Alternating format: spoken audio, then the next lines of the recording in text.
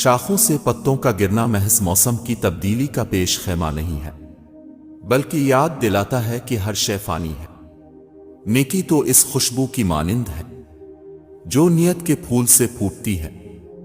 جتنی نیت صاف ہوگی اتنا ہی پھول خوشبودار ہوگا۔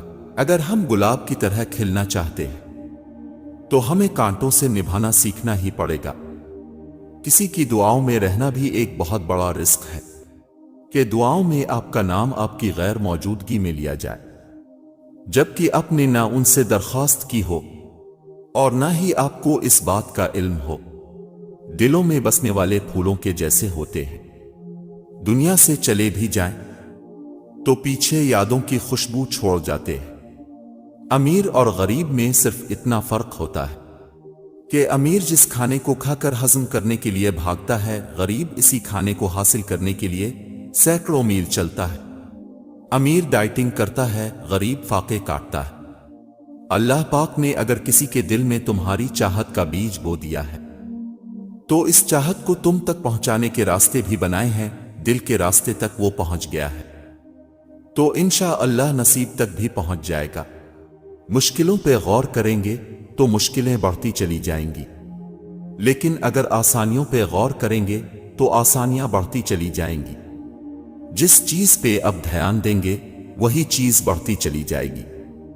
دوستی بہت خوبصورت ہوتی ہے، یہ نہ رنگ و نسل دیکھتی ہے، نہ عمروں کا فرق جانتی ہے، نہ اس کے فرقے ہوتے ہیں، یہ دو دلوں کو باہم جوڑتی ہے، عزت اور اعتماد دیتی ہے۔ اچھا اور مخلص دوست اللہ کی نعمت ہے، اور جب اللہ کا کرم ہو جاتا ہے سالوں کی محنت کا پھل لمحوں میں ملنے لگ جاتا ہے۔ دنیا کا خوبصورت ترین شخص وہ ہے جسے مشکل میں آواز دینا آسان ہو۔ وقت تو گزر ہی جاتا ہے، مگر اس وقت میں اپنوں کی دی گئی تکلیفیں کبھی بھی نہیں بھلائی جا سکتی۔ دوست کبھی مایوس نہیں کرتے، دوست وہ ہوتے ہیں جو مایوسی دور کرتے ہیں، ان سے مل کر مرجھائے دل کھل اٹھتے ہیں۔ منفرد بنوں کیونکہ فوٹو کاپی کو ہمیشہ تصدیق کی ضرورت پڑتی ہے۔ لوگ ہمیں لوگوں کے خلاف کر کے خود ان سے دوستیاں لگا لیتے ہیں۔ حضرت علی رضی اللہ تعالیٰ عنہ نے فرمایا، محبت سب سے کرو لیکن اس سے اور بھی زیادہ کرو جس کے دل میں تمہارے لیے تم سے بھی زیادہ محبت ہے۔ زندگی یوں تھم سی گئی ہے پنچھی کوئی تھکا ہو جیسے، کس قدر پر کیف ہے تیری محبت یا رب، نہ بے وفائی کا خدشہ نہ جدائی کا خوف۔ بہترین زندگی جینے کے لیے اس حقیقت کو تسلیم کرنا پڑتا ہے، سب کو سب کچھ نہیں مل سکتا۔ ہمارے چہرے پر ایک زبان اور دکان یہ پیغام دے رہے ہیں کہ کم بولو اور زیادہ سنو۔ حضرت علی رضی اللہ تعالیٰ عنہ نے فرمایا، اللہ اب سے اس وقت تک کچھ واپس نہیں لیتا جب تک اس سے بہتر آپ کو عطا نہ کرے۔ حضرت علی رضی اللہ تعالیٰ عنہ نے فرمایا، اپنے اندر پرندے کی طرح عاجزی پیدا کرو جو آسمان کی بلندیوں کو چھو کر بھی اپنی گردن جھکا کر رکھتا ہے۔ احساس کہنے کو تو چھوٹا لفظ لیکن اہمیت کے لحاظ بہت بڑا خزانہ ہے۔ رشتوں کو توڑنے جوڑنے میں اسی کا بڑا ہاتھ ہے۔ روحوں کے درمیان مطابقت محبت کی سب سے مضبوط وجوہات میں سے ایک ہے، کیونکہ ہر شخص اس چیز کی تلاش کرتا ہے جو اس کے مطابق ہو۔ حضرت علی رضی اللہ تعالیٰ عنہ نے فرمایا، کسی سے نہ ڈرو، نہ جھکو، نہ مانگو، یہ سب لوگ فقیر ہیں، اللہ سے مانگو، وہ غنی اور بادشاہوں کا بادشاہ ہے، اور اللہ تمہاری حیثیت دیکھ کر نہیں نیت دیکھ کر نوازتا ہے۔ دلوں میں بسنے والے پھولوں کے جیسے ہوتے ہیں، دنیا سے چلے بھی جائیں تو پیچھے یادوں کی خوشبو چھوڑ جاتے ہیں۔ حضرت علی رضی اللہ تعالیٰ عنہ نے فرمایا، ہمیشہ ایسے شخص کو چنا کرو جو آپ کو عزت دے، کیونکہ عزت محبت سے زیادہ خاص ہوتی ہے۔ وہ رشتے کبھی نہیں ٹوٹتے جن کی بنیاد میں سچائی، پیار اور خلوص شامل ہو۔ صبر کرنا اور قدر کرنا نصیب والوں کے حصے میں آتا ہے۔ جلدی رو پڑتے ہیں، جلدی روٹھ جاتے ہیں، جلدی مان بھی جاتے ہیں۔ سنا ہے اللہ کو ایسے لوگ پسند ہیں وقت سب کو ملتا ہے زندگی بدلنے کے لیے، لیکن زندگی دوبارے نہیں ملتی وقت بدلنے کے لیے۔